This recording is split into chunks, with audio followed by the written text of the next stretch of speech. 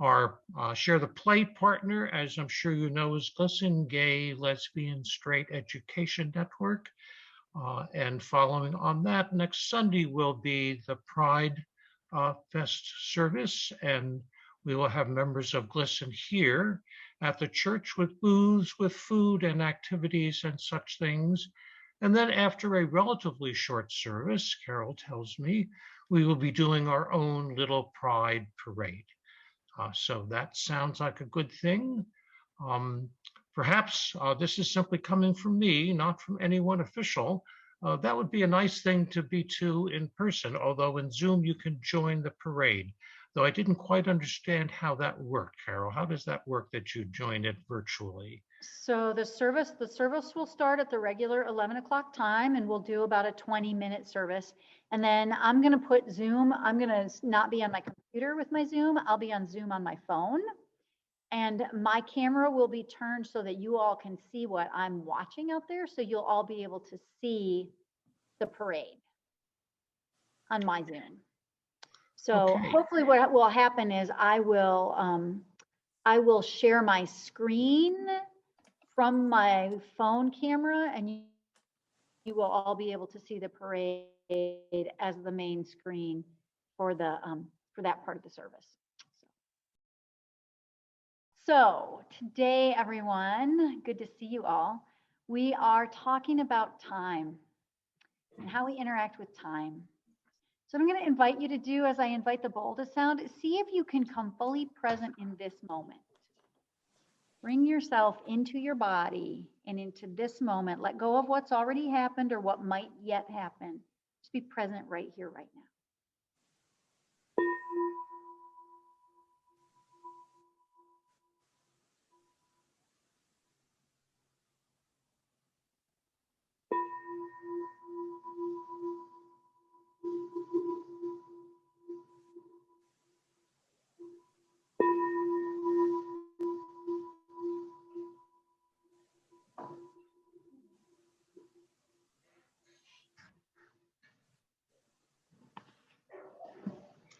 So, all right, in that reading, David and Garrison Keillor mention a number of things that most you use are willing to agree are not absolutes of reality, like sin, hell, original sin, the story of Adam and Eve, right?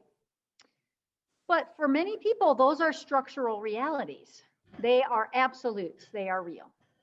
So you have a tendency to be willing to kind of cast out and let go of certain things that other parts of our society think of as absolutes.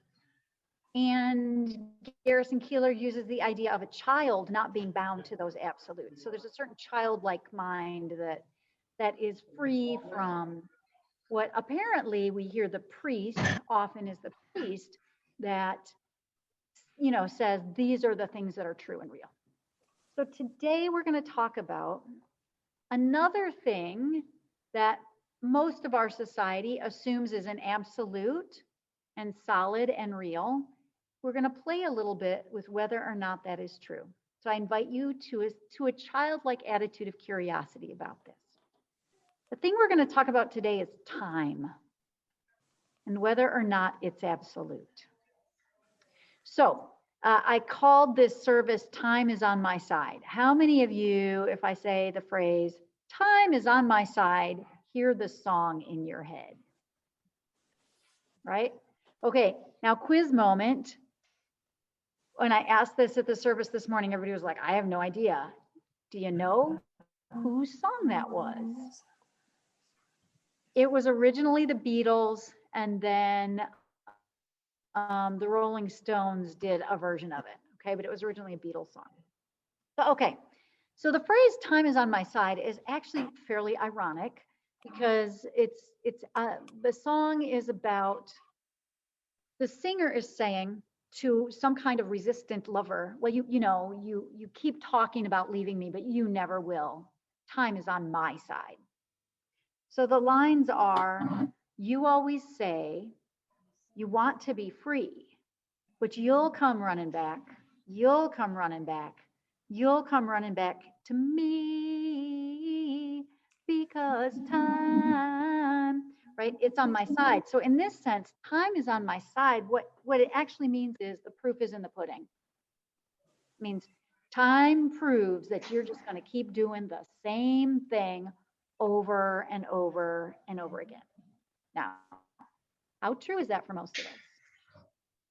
How true is it that we have a tendency to repeat the same patterns? We say we want to change, we say we're going to do something different, but then we never kind of quite get all the way around to it. And often, time is one of our excuses for not changing, right? So one of the things that human beings really like to do is create structures to measure and manage our lives. So in the case of what David was talking about in the reading, those structures include concepts like sin or God or heaven and hell. They're concepts that help us figure out how to measure and manage our lives, right? We tend to strategize. We tend to make lists. We tend to plan. We tend to like to use mental concepts to organize and order our reality, okay? But let's be realistic. How much of our lives does life itself interrupt all that tidy planning? Happens a lot. If nothing else, the last year and a half is solid proof that life itself has a way of interrupting our tidy planning. So things happen. Sometimes, as David and I were talking about just a few minutes ago, sometimes they're great things. We fall in love, or we get to go on a trip we weren't expecting, or sometimes they're unpleasant things like we have a car accident, or someone gets sick, or the pipes break, or we lose a job, right? There are all kinds of things that happen not when we planned or not how we planned that mess up our schedules, right? Often we are not in sync with what's actually really happening because we are busy thinking about the structures we've created to help manage our lives. So we make to-do lists and we use spreadsheets to manage our finances, and then things step in, okay? So I was saying earlier that on the farm there are a couple of things that I've learned that farmers have to grow no matter what other crops they grow. And that's patience and persistence, because you might set the schedule for things to go a certain way, and then it's cold longer than that. You might have a plan for things to go a certain way, and then life steps in and says, oh, I'm sorry, the deer ate that whole field. And you can apply that to your lives in all kinds of ways, right? We have all sorts of intentions. We lay all sorts of plans, and we think we've got things figured out. And then stuff happens. Now, how much, let's talk about time specifically. How much of our lives do we measure in terms of time? We say, I'll do that in 3 weeks when the weather turns nice. Or after I retire, then I will whatever. Or when I have X amount of dollars, then I will take this action. We are constantly using time as our way to measure what we will or won't do. But time does not necessarily always cooperate with those plans. It can be iffy. Sometimes we feel like time is absolutely not on our side. So we might say we're running out of time, or we wasted our time, or it's going too fast. How many of you, as you have gotten older, have thought to yourself, boy, time sure speeds up as I age, right? Time is trickier than this absolute steady thing, right? So time sometimes slows down when we're bored, right? So you're in a situation where you're bored, time can slow way down. When we're waiting for an important decision or a diagnosis, or we're waiting for something important that has meaning to us to happen, time can creep. So time is trickier than this like steady, measurable yardstick, right? Even the very most basic understanding of physics, and I will tell you that's all I'm going to claim, is a very basic understanding of physics. But even the most basic understanding of physics and quantum theory tells us that time is relative. It's not absolute. So instead of trying to put this in my own words, I'm going to read to you some words that are from the American Museum of Natural History. And I'm going to paraphrase them a little bit. They have an Einstein exhibit in which they describe Einstein's special theory of relativity. And here's what they basically say about time. We like to think that time follows a universal tick tock, steady rhythm, but it actually doesn't do that. What Einstein described in his special theory of relativity is that time is relative. So what that means is this: the rate at which time passes depends on your frame of reference. So two different observers in different frames of reference, they might not necessarily agree if they're observing the same event.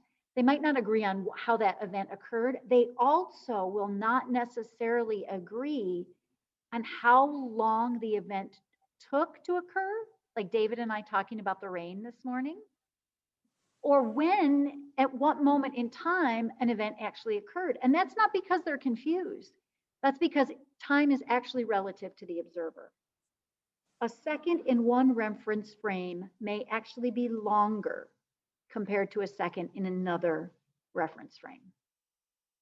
So the faster a clock moves, the slower time passes, according to someone who's in a different frame of reference. There's a lot of experiments they use to show this. But there's one thought experiment that talks about using a clock that uses light to measure time. And they talk about how time passes differently depending on the speed of the clock. That applies even with old-fashioned grandfather clocks or atomic clocks or whatever we use. Time is relative even for the human body, which is basically a biological clock. Now, the catch is this: variations in time are extremely small at the speed that we live our everyday lives, which is why when we talk about time being fluid and variable, we're usually talking about things moving at the speed of light. So you hear those comparisons to, for example, the spaceship that's moving through space and the people on it, if they go at the speed of light, they age at a different rate than people on Earth. Okay. So usually we moving at the speed of everyday life don't notice quite so much how time is fluid and not absolute. Instead, here's how we interact with time. We interact with time essentially as a measuring stick, and we think it's an absolute measuring stick. So we hold this measuring stick up of time to judge everything in our lives, right? We compare things using time as a measure. And now maybe the relativity of time, maybe thinking about that it's fluid doesn't really help us in how long we're going to actually live or how fast the Earth seems to go around the sun, but it does actually matter in our perceptual and conceptual lives. It actually matters in the quality of our experience. Think about it for a minute. How much of your life do you spend thinking about the past or the future? How much of your time do you actually spend not in the present moment, but in some other time? We actually do act as if time is fluid because we spend most of it somewhere else in the infinite space that is time. Imagine that time is an infinite space. We spend most of it not in this one. We spend most of it 2 years ago or 12 years ago or 7 years ago or 4 years in the future or tomorrow or next week. We spend most of our resource that is time, not present. And that has an effect on the quality of our lives, right? Imagine for a minute that time is a dimension that we can and we do move around in. And imagine that you had the ability to relate to time in a different way. So think for a moment, however long that feels to you. Think about an experience or a time in your life that you look back on in the past with longing and fond memories. One of the qualities of times that we like to go back to over and over again, or that we like to want to re-inhabit, is that those moments were timeless. The kinds of experiences we like to have are the ones where time disappears. We're so caught up in the beauty of the place or the moment of the relationship or the awakening realization or the amazing things we were learning in the book that we lose track of time. And when we imagine creating future experiences, a lot of what we're doing is trying to replicate that, right? Usually those things happen fairly spontaneously because frankly, if anybody's ever been on a vacation that was heavily planned, you know that holding that yardstick of time up to measure your vacation pretty much ruins the quality of it. Like, I'm sorry, we can't sit on the beach 10 more minutes. We got to get to the next thing, right? So that quality of timelessness is something that we literally run around in time trying to replicate, okay? So what if we didn't do that? What if we instead imagined that we could have that experience every moment? That we could be in the timeless moment every moment. Okay. Religions, philosophies, even science itself they've suggested for centuries that actually the only thing that's real, really here, is the present moment. This moment, and this moment, and this moment, and this moment. Ask yourself how many times in the last, what we call 15 minutes, you've drifted away to somewhere else, to some other time or some other place. We do it. It's our brains are habituated to not being present. We measure the quality of our lives based on our relationship to time, right? I didn't have enough time. I ran out of time. I wasted my time. There's not enough time. It went too fast. It went too slow, right? We're constantly doing that. So what would happen if we let go of that measuring stick? Now, certainly time as a measuring stick is a useful tool. It's a useful tool in some ways. But when it comes to the quality of our lives, it's an absolutely terrible tool because generally it means that we are unhappy with what's happening because it doesn't match our timeline or our schedule. So imagine for a minute becoming fully present in every moment. Now, one of the things I've been thinking about since we talked about it in the last service that I didn't say then, but seems really relevant is that why do we leave the present moment? Why are we constantly skipping out of the present moment into some other moment? Usually it's when we're uncomfortable. Usually we leave the present moment when we feel discomfort, when we feel fear or pain or anger or confusion or uncertainty. But here's the catch with that. Those are the moments when we most need to be present. Those are the moments when it is most helpful to us to be fully present in order to respond. It's really helpful to be fully aware and fully here and now when things are difficult. Those are the moments we're most likely to run to the past or the future. So there's something qualitative about being available. And here's the interesting thing about it. No matter what's happening in the present moment, if we actually fully come into the present moment, time in fact slows down and we have more of it. How many of you have ever experienced that quality where you've allowed yourself to fully listen when someone else was speaking? Or you've allowed yourself to fully be still, fully be still and smell the flower or taste the food. that's when things slow down and the experience becomes rich. So there's a really important trick there. The ability, the willingness to let go of time as a yardstick and just be present actually makes us more adaptable and more responsive. And right now in our world, it may be true in our personal lives, but it's certainly true in the world. We need to be present and responsive. How many of us in the last year have had to let go of time as a measure of what we expect? Well, when will we be able to go back inside the building? We don't know. When will it be safe to get on a plane? I don't know. How long will it take? We don't know. The last year and a half has been all about understanding that time as a measure isn't always helpful. We don't always have that kind of control. So right now, one of the things that's happening is letting go of all that predictable, repetitive structure means that things are changing. Think about how transformative, difficult, but transformative the last many months have been in our society.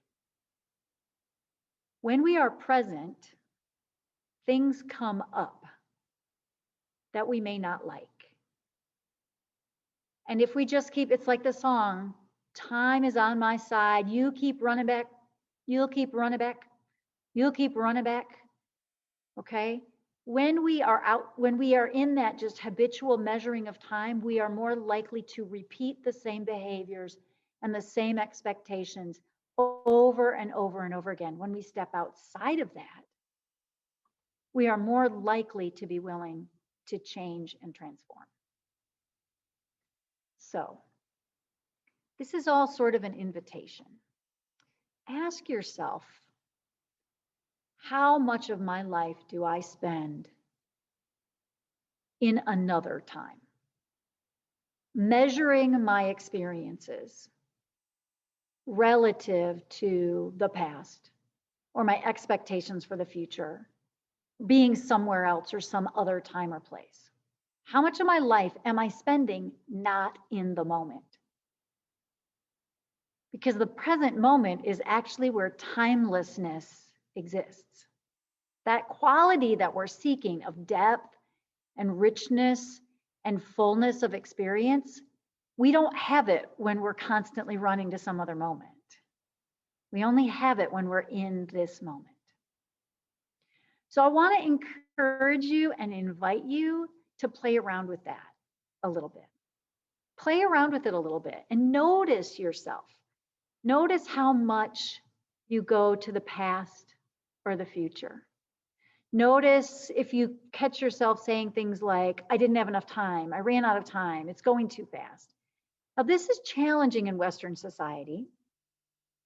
Just like we as UUs tend to look at other religions and say, well, they have these rules that they think are real that aren't real, right? God, heaven, hell, sin, whatever it is, right? Where people are using certain structures to literally structure the quality of their every moment. Play with the idea that maybe time is one of those things too. That we are constantly using it as a measure to assess our experience and in the process, completely missing our experience. Just notice that in yourself. If you're willing, play with it a little bit. Notice that in yourself and notice what happens if you choose to remain present regardless of what's happening. Like fully present, regardless if it's comfortable or uncomfortable, pleasant or unpleasant. Just show up and see if the depth of your experience is affected by that. I'd be really curious to hear how that goes for people. I encourage you to try it out and email me or text me or message me and let me know because I'm doing some new meditation practices and playing with this myself. And it's really dramatically changing the quality of my life. And I'd be curious to hear what happens for you all. So thank you for sharing some space in the space-time continuum with us today. We're going to go into our time of sharing in a second here. I will extinguish the chalice, but notice that that fire, it represents seeking, curiosity, the light of new awareness. It represents the warmth of community. It also represents the fire of transformation, passion, and change. So be willing to contemplate the possibility that transformative change sometimes happens in a little bit of heat, and that the warmth of community is also a place where transformation and surprises that disrupt our schedule can be really powerful motivators to become fully present.